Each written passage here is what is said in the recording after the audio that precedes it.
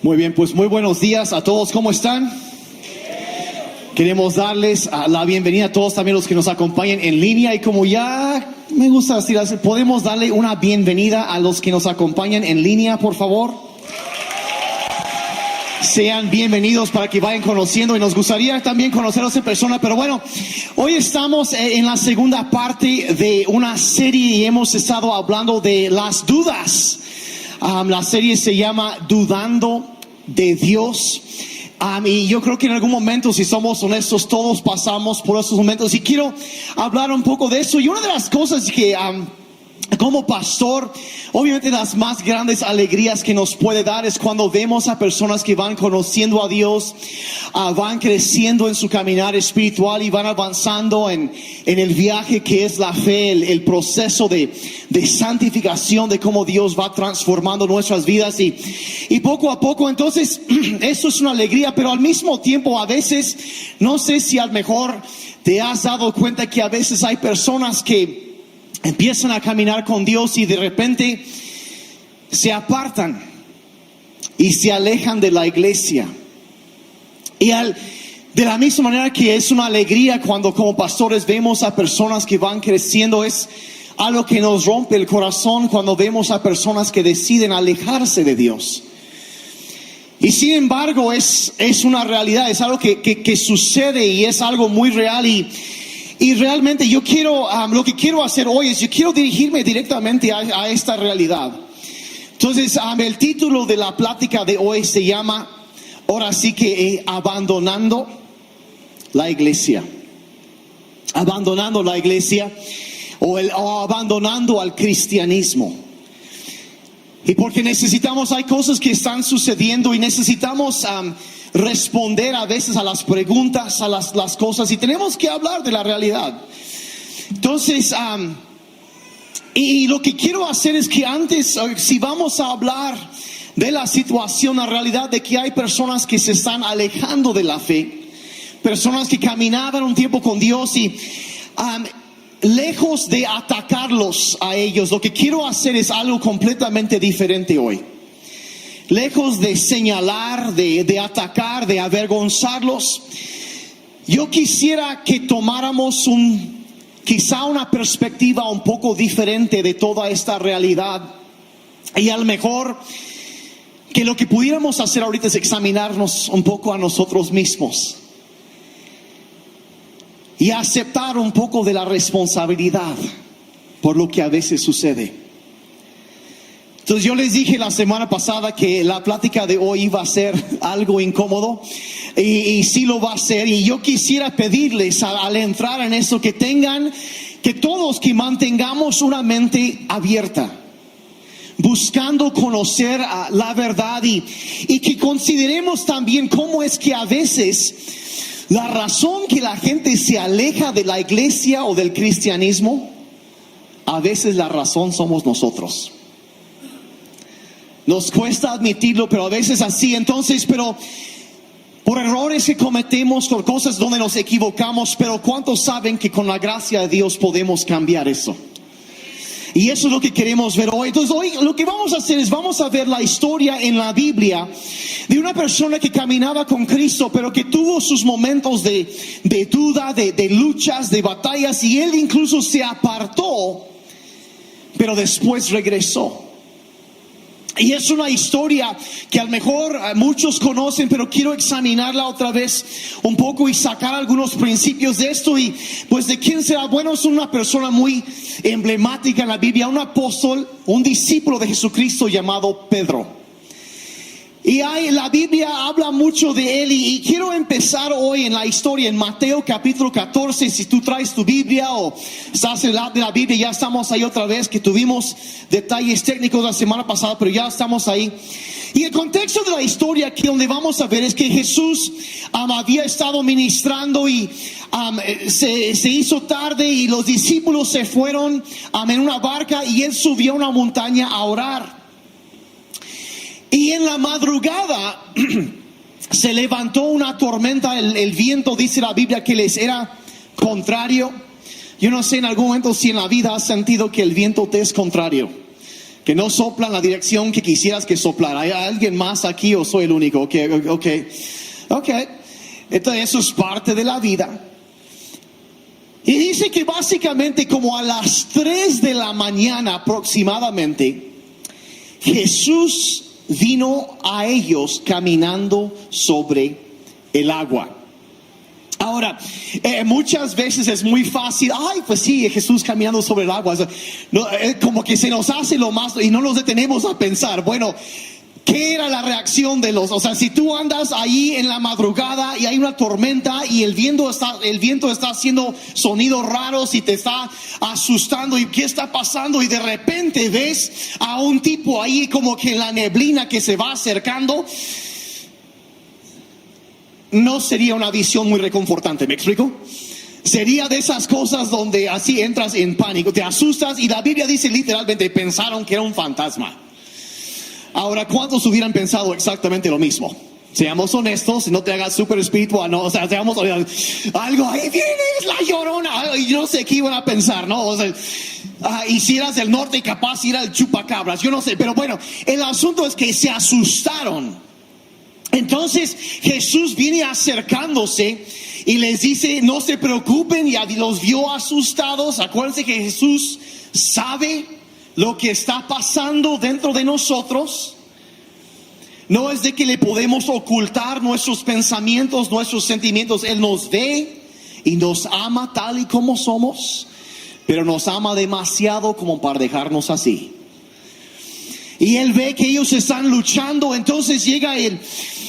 Dice Jesús, dice, no teman, soy yo. Llegamos al verso 28 de Mateo 14. Dice, y Pedro le respondió, Señor, si eres tú, mándame que vaya a ti sobre las aguas. Entonces, verso 29, ven, le dijo Jesús, y descendiendo Pedro de la barca, caminó sobre las aguas y fue hacia Jesús. Pero viendo la fuerza del viento, tuvo miedo, y empezando a hundirse, gritó, Señor, sálvame. Ahora, no era de que de pronto se fue al agua, no, sino estaba empezando a hundirse. Y clama a Jesucristo. Y verso 31, al instante Jesús, extendiendo la mano, lo sostuvo y le dijo, hombre de poca fe, ¿por qué dudaste? ¿Por qué dudaste? Ahora, es muy fácil, a lo mejor desde nuestra perspectiva que conocemos más de la historia, es muy fácil señalar a Pedro y qué debilucho, le faltó fe. Pero es muy difícil, la verdad, decirlo honestamente, porque nadie de nosotros ha caminado sobre el agua. Y de todos los discípulos, Pedro fue el único que se salió de la barca. Entonces Pedro era una persona que tenía fe. Tenía una fe muy real, más allá que lo que la gente alrededor de él tenía. Pero aún así, Pedro luchó con sus momentos de duda.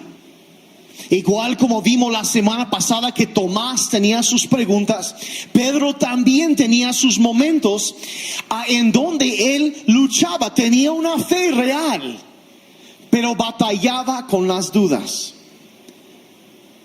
Ahora yo quisiera hacer una pregunta y quisiera que fuéramos todos muy honestos. ¿Cuántos han tenido momentos donde has tenido dudas en tu vida espiritual? Vamos a ser muy honestos aquí. No es un pecado dudar. Es como vimos la semana pasada, es parte natural, normal de la vida. Y yo quiero agradecerles por esa honestidad, porque es necesario ir procesando todo eso. Y voy a decir la verdad, hay iglesias, hay lugares en donde si tú admites que tienes alguna duda, alguna pregunta, no te rechazan. Es que no te falta fe, esto o aquello, y empieza y no se abre, no te ayudan a procesar. Y yo quiero con todo mi corazón, de las cosas que yo deseo para City Church, yo quiero que City Church sea un lugar seguro para la gente que está batallando en sus vidas. Yo me han oído decirlo tantas veces como pastor que todos tenemos asuntos pendientes. Y quien diga que no, ese es su asunto pendiente, porque se llama negación. Todos tenemos asuntos pendientes. ¿Y en dónde vamos a ser transformados por Dios? Cuando venimos, nos conectamos con su iglesia, su presencia nos toca, su Espíritu Santo nos llena y poco a poco. Entonces yo creo que la iglesia debe ser un lugar, como decía la semana pasada, que la iglesia y el hogar deben ser el lugar más seguro para hacer las preguntas difíciles. Y yo quiero que esta iglesia sea así, un lugar seguro. Entonces tengo mi meta hoy, quiero hablar a dos grupos de personas. Y el primer grupo a quien me quiero dirigir es personas que ahorita están luchando con dudas, con preguntas. Me quiero dirigir y quiero que sepan, si vieron ahorita cuántos levantaron la mano, que es normal luchar, lidiar, tener dudas, tener preguntas. Y hay que saber que de los grandes de la fe en la Biblia, en tiempos actuales también, todos han luchado con sus momentos de dudas. Es normal.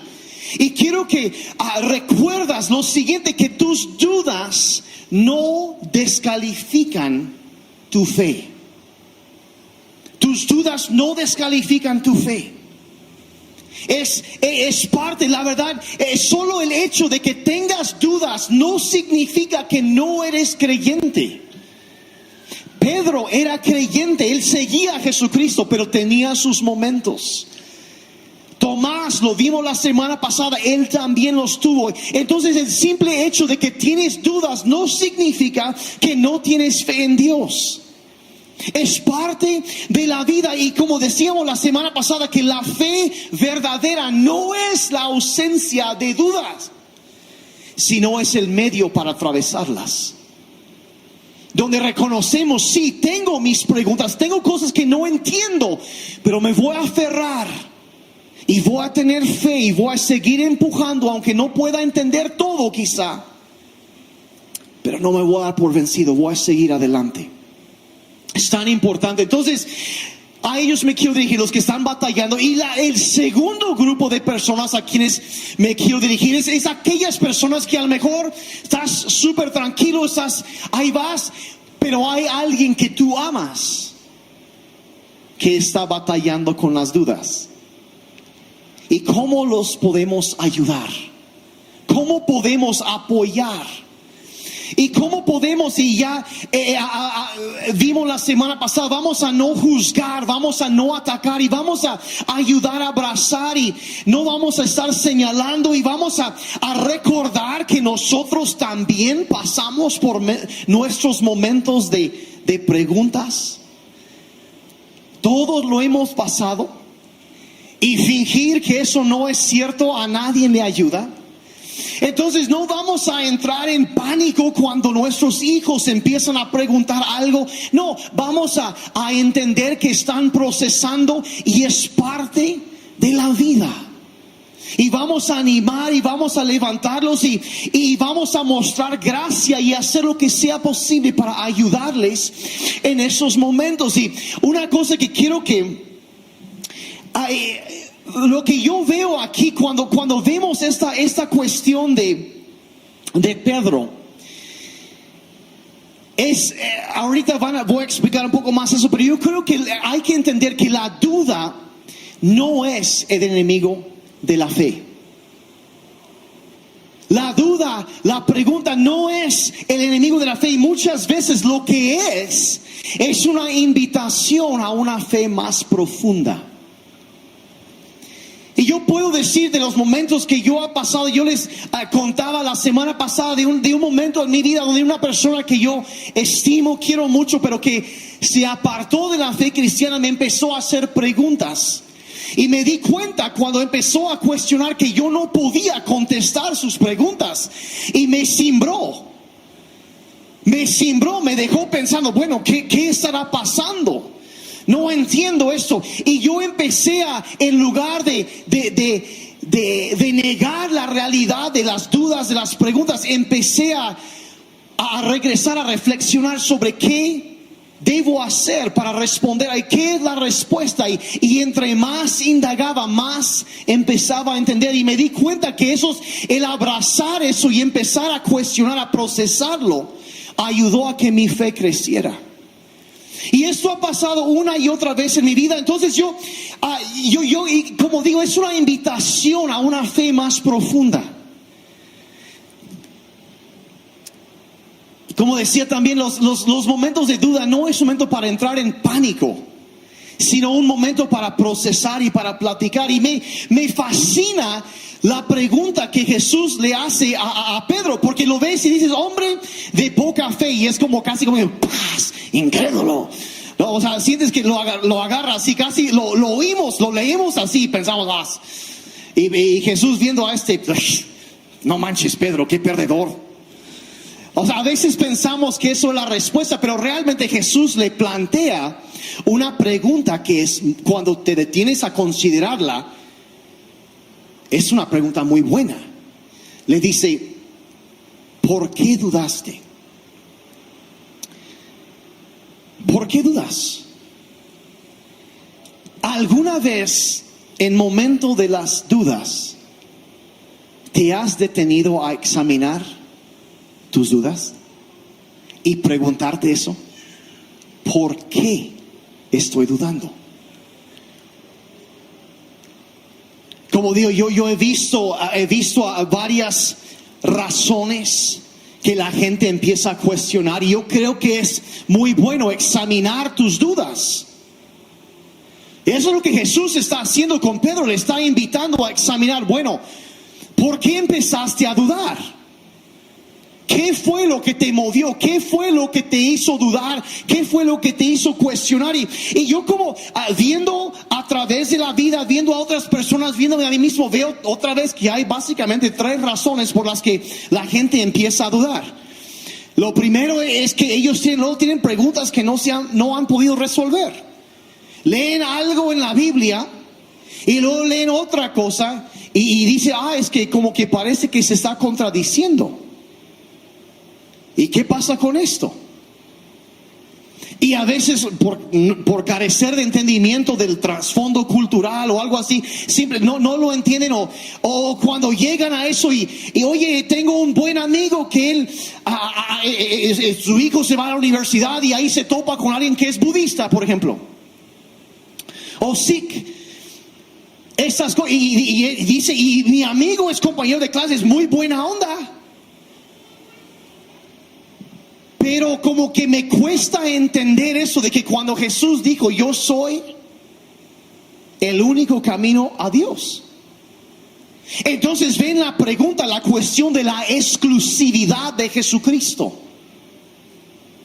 Cuando Jesús dijo, yo soy el camino, la verdad y la vida, y nadie viene al Padre si no es por mí. Entonces ven eso y dice, bueno, si esta persona yo lo veo que se porta bastante bien, es más, conozco a muchos cristianos hipócritas y él se porta mejor que ellos, ¿qué pasa?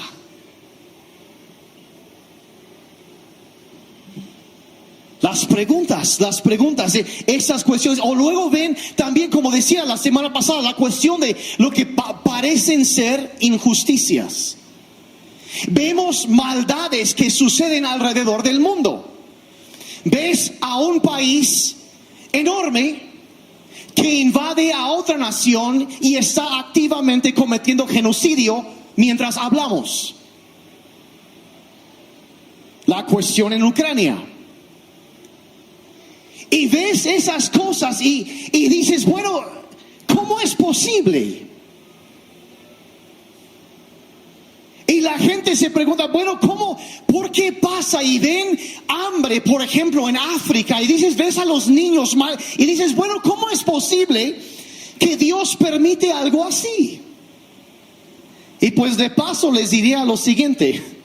Hay más que suficiente comida en el mundo para toda la gente. De que haya hambre en algún lugar no es culpa de Dios.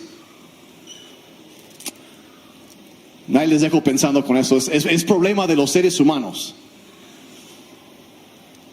Pero ese es otro tema. ¿Alguien se ha preguntado esas cosas en algún momento? Dices, bueno, ¿cómo puede suceder? Y la existencia de maldad y perdón. O luego también lo que es tan común son las heridas que las personas traen, muchas veces por experiencias en las iglesias. Quizá un líder, alguien que hizo algo y lastimó a personas. Ven cómo se portan mal algunos y incongruencias que vemos. No, pues tal líder que hizo esto o aquello. O a lo mejor dice, no, pues mi papá decía que era cristiano y que amaba a la gente. Y tanto amor que tenía que hasta repartió con varias mujeres. ¿Y qué pensar de eso? ¿Qué pensar de eso? Y vemos cosas sucediendo y vaya, la lista podría seguir. Gente que han sufrido en las iglesias cosas así. Y si quieras como que resumirlo, la gente dice, es que lo que leo en la Biblia no es lo que veo en la iglesia. ¿Alguien más en algún momento ha pensado eso? Que soy el único. Yo soy pastor, yo me pregunto, yo veo eso todo el tiempo. Lo que veo en la Biblia no es lo que veo en la iglesia. Y yo me acuerdo, por ejemplo, una vez le preguntaron a Gandhi, Mahatma Gandhi, acerca del cristianismo. Y él respondió algo que se me hizo increíble, hasta la fecha me deja pensando. Y dice, él había estudiado. Y dice, amo a Cristo. Es un hombre que era budista. Pero él decía, yo amo a Cristo. Yo cuando estudio acerca de él, es una persona increíble. Dice, pero entonces le dijeron, pues ¿por qué no se hace cristiano? Dice, bueno, Cristo es una cosa y los cristianos son otra. Y lamentablemente tenía mucha razón.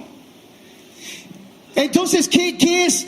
Vemos, por ejemplo, yo veo en el caso de este pasaje donde Pedro está aquí hundiéndose y él tiene sus preguntas, está luchando, hundiéndose, ve el mar embravecido, los vientos, toda la tormenta alrededor y él empieza a hundirse. Y es muy fácil ver cómo Jesús le dice, hombre de poca fe, ¿por qué dudaste? Lo vemos como una acusación. Pedro, si ya viste esos milagros, acabo de alimentar a 5,000 personas. Mira, no seas perdedor, no seas debilucho. Oye, échale ganas en tu vida espiritual, Pedro. Y le empieza, o sea, lo vemos así, pero la verdad, yo creo que hay que entender y ver a través de la naturaleza y entender cómo Cristo interactuaba con las personas, cómo respondía. Cómo se extendía hacia ellos y era lo que era, no era yo no creo que era una acusación, era más bien una invitación donde dice, oye Pedro, oye, aquí estoy. Y le extiende la mano.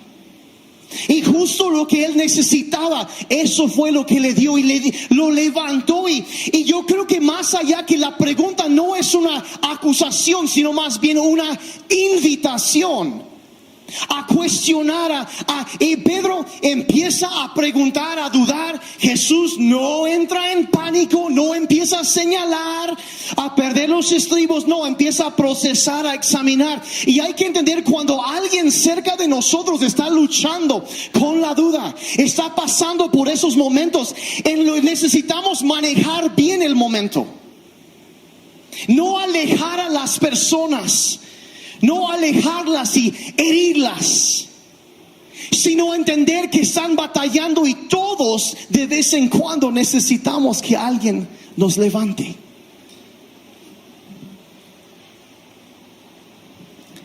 Pero Pero lamentablemente, como dije, a veces suceden cosas en las iglesias en donde la gente, en lugar de levantarlos y de construir su fe, empieza a ver todo lo contrario.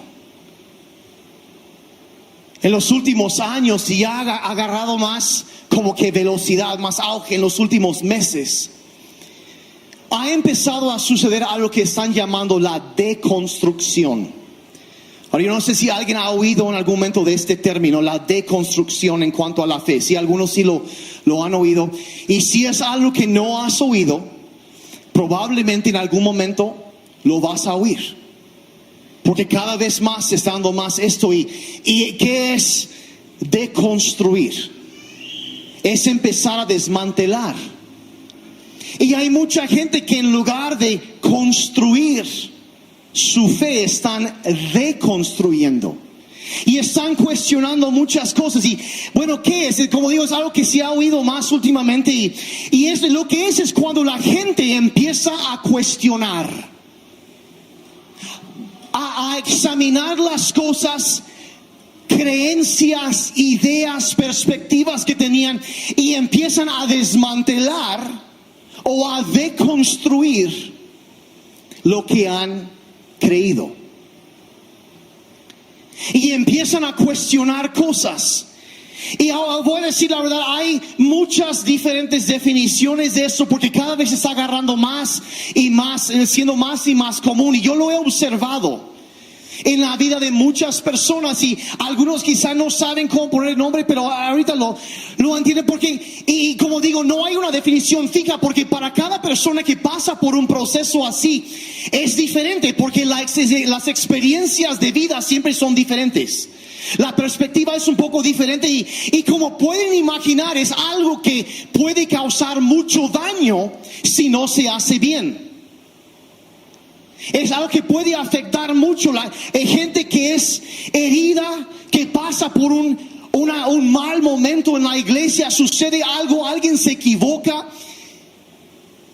y lo que hacen a veces es que en lugar de tratar con esa situación, agarran a todo y lo avientan. Que lo cual yo no considero que sea intelectualmente congruente, pero muchas veces estamos hablando ya de sentimientos donde la gente no siempre es tan racional, ¿verdad? Pero empiezan a cuestionar y me hicieron el feo, algo así, y a veces justificadamente, y dicen, ¿saben qué? Ya no quiero ser parte de esto. Pero en lugar de enfocarlo en lo que está mal y mantenerse con lo que está bien, desechan todo. Entonces puede ser una cosa que destruye totalmente la fe, el caminar con Dios de algunas personas. Y yo he oído últimamente incluso que hay hasta pastores que predican en contra de esto de la deconstrucción, del desmantelar cosas, están en contra de eso. Y la verdad, yo creo que es porque no entienden. Y yo la verdad, como la semana pasada quise dignificar las dudas de Tomás, quiero dignificar la deconstrucción un poco ahorita. Yo creo que he hecho bien la deconstrucción, o sea, el examinar la fe, las creencias que tenemos, sinceramente, buscando soltar lo que no es verdadero y quedarnos con lo que sí es. Yo creo que puede profundizar mucho tu fe, porque así me ha pasado a mí. Yo creo que sí pasa eso.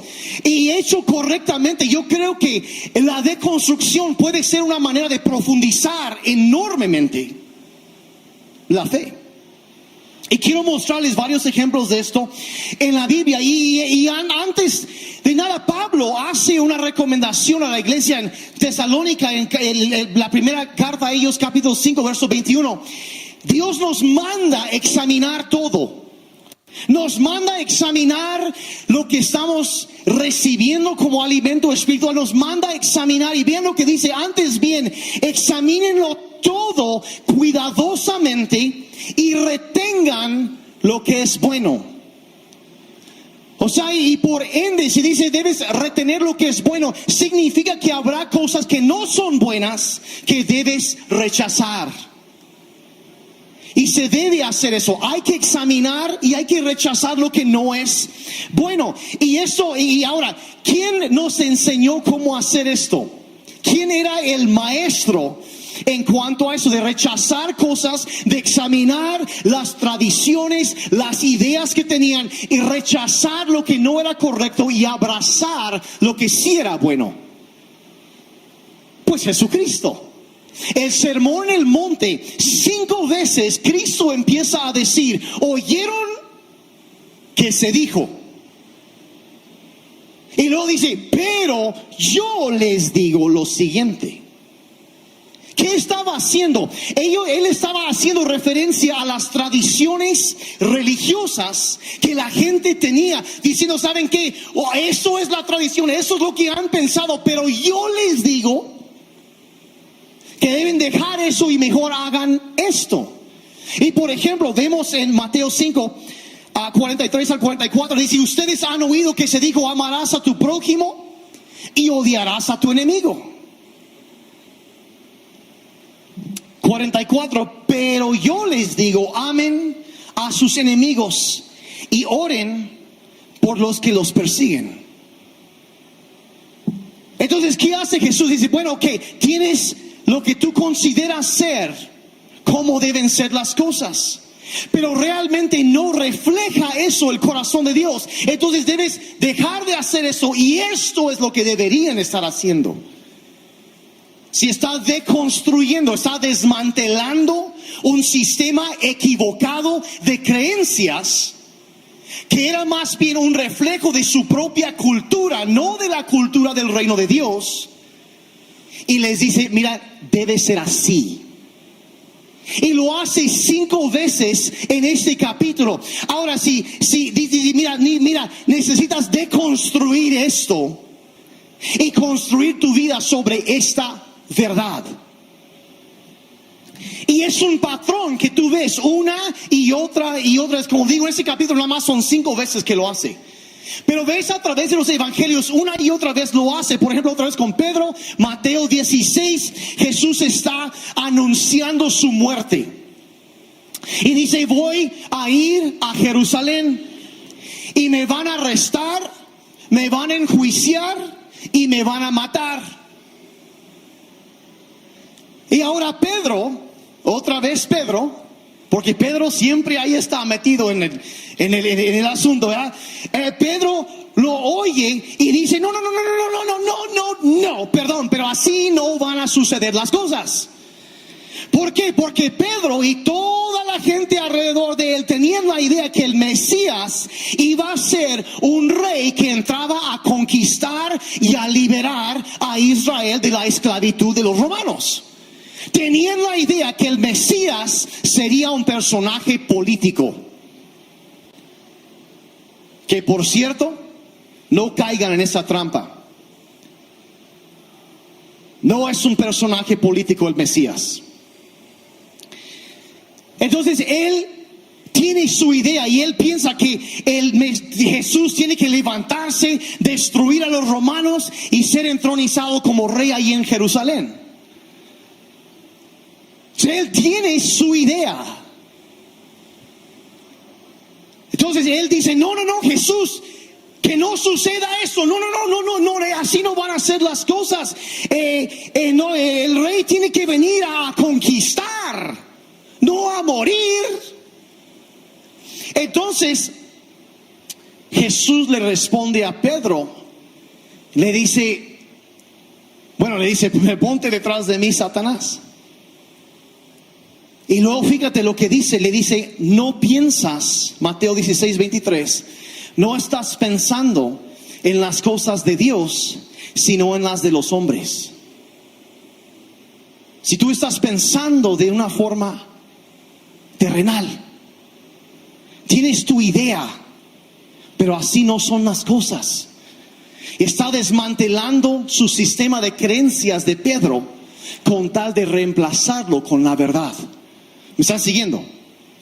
Y lo ves eso una y otra vez y Jesús está deconstruyendo las creencias de Pedro. Y le empieza a explicar, no, lo que pasa es que el Mesías vino a morir. Si tú pensabas, Pedro, que sería un rey conquistador, pero en realidad es un siervo que vino a sufrir. Tú pensabas que la victoria se gana por medio de la conquista, pero realmente es por medio de un sacrificio. Es completamente diferente. Y Pedro, tienes que soltar y quitar lo que no es verdad y aferrarte a lo que sí es. Entonces la pregunta es, bueno, ¿sobre qué construimos? ¿Qué es la verdad que como cristianos debemos seguir? Pues obviamente la Biblia, ¿estamos de acuerdo?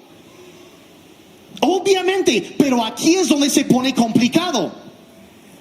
Porque la manera en que tú lees la Biblia, la manera en que tu iglesia, incluso lo admite, que enseñamos la Biblia,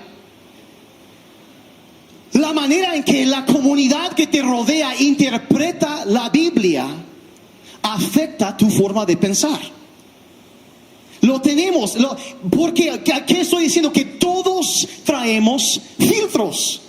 Tenemos nuestra idea de cómo deben ser las cosas, y cuando leemos la Biblia muchas veces tendemos a leerla buscando lo que queremos oír, no queriendo oír lo que Dios nos quiera decir. Y lo filtramos a través de nuestras creencias, de nuestra familia, de la cultura de la iglesia donde crecimos. Y quizá crecimos en cierto tipo de iglesia o en ninguna iglesia, y reaccionamos de maneras diferentes y vamos formando ideas acerca de Dios. Todo lo vamos haciendo y algunas son correctas, pero otras no tanto. Y aquí hay de todo. Sí, hay iglesias donde, wow, en donde empiezo a contar las historias, ¿verdad? Donde, híjole, llega y está, no sé, la hermana profetiza. Yo no sé si les ha encontrado alguna iglesia así, y está profetizando a diestra y siniestra, y así dice el Señor, y luego no sucede lo que profetiza. Y pensamos, no, pues Dios se equivocó.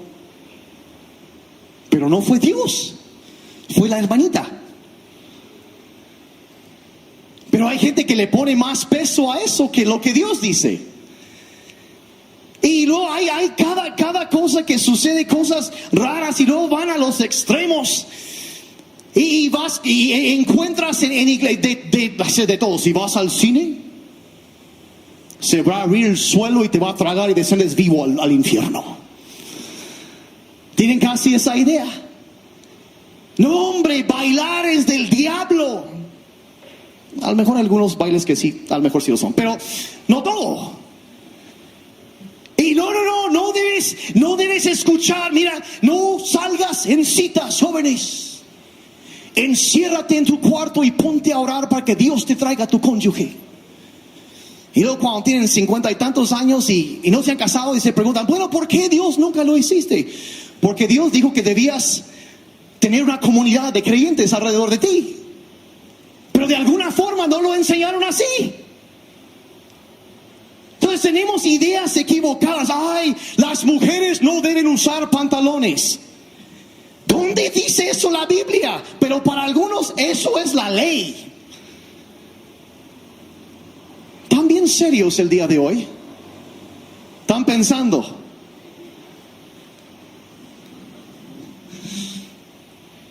Ay, no deben usar guitarras eléctricas en la alabanza, porque cuando empieza a distorsionarse es el sonido de los demonios manifestándose.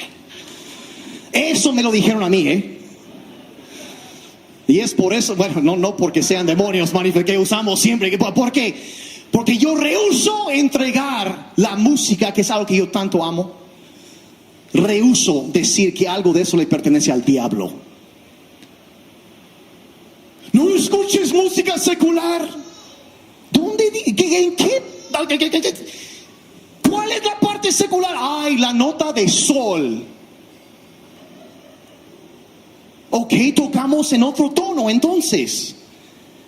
O sea, son cosas que son, y hay gente que lo agarra y para ellos es la mera verdad. Y si tú no te bautizas así, y si no oras cuando menos 3 horas diario, estás mal. Aunque la Biblia nunca diga tal cosa.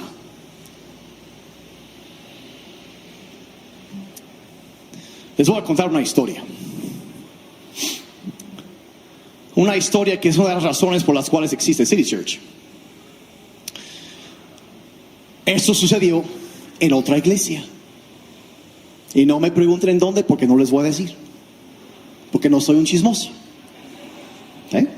Reservo ciertos detalles. Una persona que yo conozco un día se acerca conmigo y dice, Daniel, quiero hablar contigo, tengo una situación. Ok. Yo estaba visitando esta iglesia y dice, mira, hace algún tiempo yo tenía, dice, un amigo que yo le estaba compartiendo de las cosas de Dios. Y la persona que me contó esa historia era líder en esta iglesia. Y ok, dice, y mi amigo, dice, tenía problemas con el alcohol. Y lo invité a la iglesia y no quería hasta que por fin, un domingo, me dijo, ¿sabes qué? Llévame a la iglesia. Y pues, está bien, le dije, yo paso por ti, y pasé por él. Y dice, la noche anterior, pues había tomado, entonces andaba un poquito con la cruda. Pero de todas formas, llegó a la reunión. Se sentó conmigo. Dice, y aguantó una reunión que duró más de 3 horas. Entonces es maratónico, ni al cine íbamos por 3 horas, pero bueno.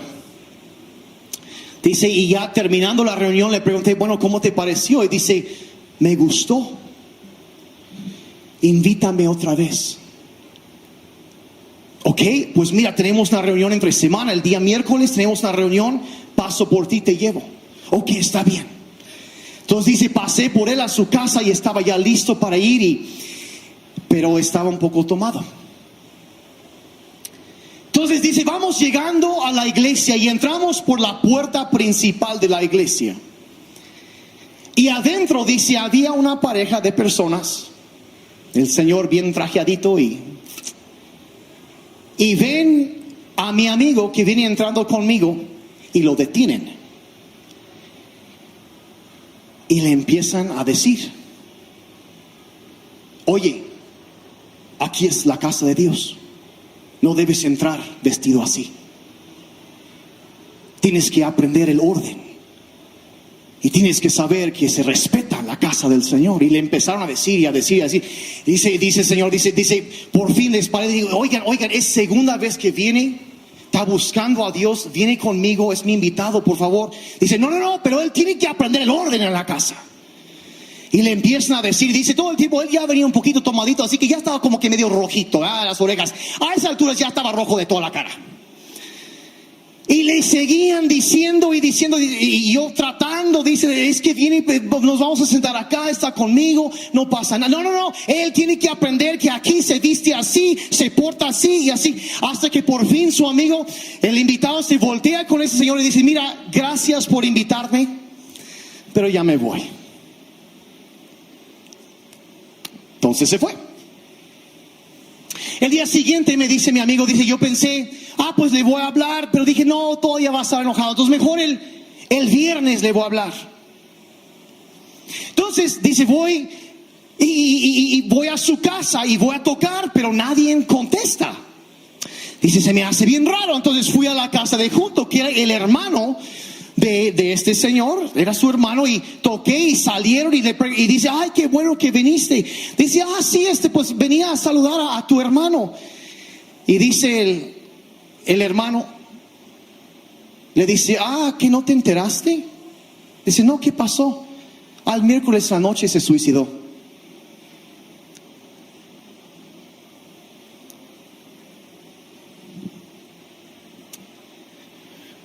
Yo me acuerdo cuando me dijeron eso, una frase pasó por mi mente. Y era como algo que yo le dije en mi corazón, le dije a Dios, le dije, si en algún momento llego a ser pastor principal de una iglesia, ayúdame, Dios, que no sea así la iglesia.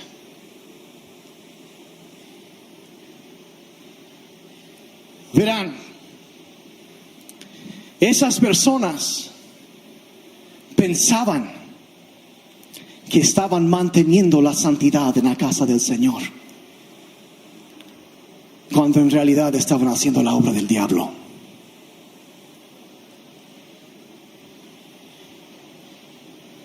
Y cuando yo digo que a veces necesitamos examinar algunas de las cosas que hacemos,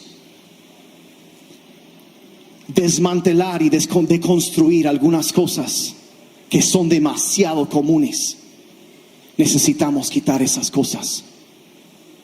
¿Dónde en la Biblia se ve a Jesucristo tratando a alguien así a alguien? ¿Dónde? Lo que vemos es un Salvador que entiende las luchas, las batallas de las personas, y entiende las cosas que están pasando, y entiende el trasfondo cultural, todo lo que pasa y las heridas, y aún así dice, ¿sabes qué? Y extiende su mano, mira, ven conmigo. ¿Por qué estás dudando? Y cuando empezamos a leer, mira, hay cosas que tienen que cambiar, y mira, es posible que muchas de las ideas que tengamos acerca de Dios estén equivocadas. ¿Y qué tenemos que hacer? Tenemos que regresar. Una vez me preguntaron, ¿estás totalmente convencido, Daniel, que toda tu doctrina es perfectamente, todo es perfecto? Yo estoy convencido que no lo es. Porque yo soy una persona finita que sigo creciendo, sigo aprendiendo. La Biblia es un libro muy grueso. Y la cosa es examinar, como Pablo decía, examinar todo y retener lo que es bueno. Entender que sí hay cosas básicas, pero a lo mejor mi forma de pensar puede cambiar y necesito examinar eso. Y la verdad, mira, cuando descubras que ciertas cosas que creías acerca de Dios o de la fe no son ciertas, no tienes que dejar la fe. No tienes que abandonar todo. Puedes simplemente soltar lo que no es correcto y aferrarte a lo que sí es. ¿Alguien me está siguiendo aquí? Hay cosas que se deben desechar, pero hay otras que debemos abrazar como nunca antes. Debemos encontrar eso. Deja de creer, rechaza lo que no es verdadero y busca la verdad. ¿Cómo interpretar la Biblia? ¿Cómo interpretar esos pasajes difíciles desde el punto de vista de un Salvador que te ama y no te rechaza por dificultades en tu mente? Que te ama, y aunque ahorita no entiendas todo, puedes seguir caminando. Y voy a decir una cosa: nuestra meta aquí en City Church no es siempre tener la razón, es amar a la gente. Eso es lo que queremos hacer. No es estar tan informados que podemos refutar cualquier argumento y descuartizar nuestros oponentes filosóficos y lo que sea. No, es amar a la gente. Porque la gente no anda buscando debate, anda buscando amor.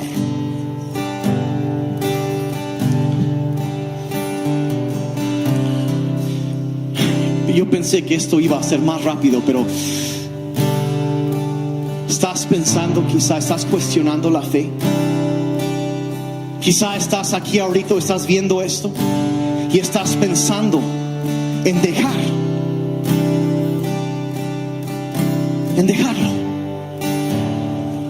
en apartarte. O quizá tú amas a alguien que está pasando por eso. Yo quiero que sepas que Pedro, después de que pasó eso, Pedro en un momento negó a Jesús y se apartó. No quiso ser conocido como seguidor de Jesucristo. Quizá tú eres una persona que se ha alejado de las cosas de Dios, te has apartado de Dios. Pero verás, sucede algo interesante en la vida de Pedro, que aunque él se había apartado, él regresó a lo que hacía antes, se va de pesca. Y un día él está de pesca. Y déjame decirte lo siguiente, eso es para alguien. No importa si regresaste a donde estuviste antes de que Jesús te conociera. Signifique lo que signifique eso. Debes saber que Cristo no ha dejado de buscarte. Y un día Pedro está de pesca, regresando a lo que tenía, y Jesús aparece en la orilla. Pedro había negado 3 veces a Jesucristo. Cristo lo llama, se acerca y está apenado. Y Jesús le empieza a decir: oye, ¿me amas? Dice: sí. Arrepentido, yo sé que no debía haberlo hecho así. Y 3 veces otra vez: alimenta mis ovejas, alimenta mis ovejas, cuida mi iglesia. ¿Y qué creen que sucede después? ¿A quién creen que Dios escogió para predicar en el día de Pentecostés? Cuando Dios tenía más de 3,000 personas que necesitaban saber de su palabra. ¿A quién escoge Dios? Le escoge a Pedro, el que había dudado, el que se había apartado, quien construyó su fe después de quitar algunas partes que no estaban funcionando. Empezó a edificar. Y debes entender otra vez que la duda no es el enemigo de la fe, sino una invitación a una fe más profunda.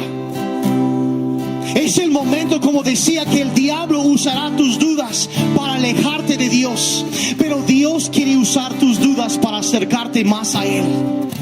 Pedro sigue sirviendo a Jesucristo, y como unos 30 años después, Pedro escribe una carta a todas las iglesias.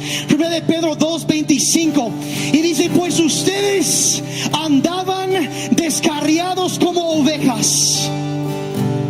Y él sabía que era eso, el apartarse.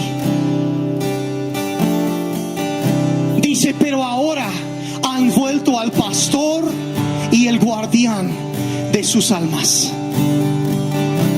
Él podía decir, porque él había encontrado, ahora en los momentos de duda, de dificultad, la mano extendida de un Salvador que lo amaba, que lo entendía, que sabía que ese no es el final del camino, que todavía hay más por delante, lo más grande todavía está por delante. Y aunque luches con dudas, las cosas no van a quedar así. No le des el gusto al diablo. Acércate a Dios, abraza, procesa, piensa, medita, ábrete, habla con alguien y entiende que la duda no es el final, no descalifica tu fe, es una invitación para profundizar y ser más fuerte que nunca.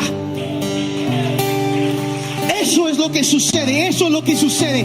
Él conocía de primera mano la paciencia, la gracia y el perdón de Jesucristo. Él entendió que no era el rey que vino a conquistar, sino el rey del universo que dio su vida para redimir a los que no tenían otra esperanza. Y es eso, es eso. Voy a orar por 2 grupos de personas ahorita. Primero, por aquellos que están dudando. ¿Tienes preguntas? Y también quiero orar por aquellos que van a ayudar a los que están dudando. Padre, yo quiero pedirte por cada persona, Señor. Yo desconozco lo que está pasando en sus vidas. Yo desconozco a veces lo que pasa. No sé qué estará, qué preguntas, qué dudas. Pero Señor, te pido, como vimos que extendiste tu mano hacia Tomás, y ahora como extendiste tu mano hacia Pedro también,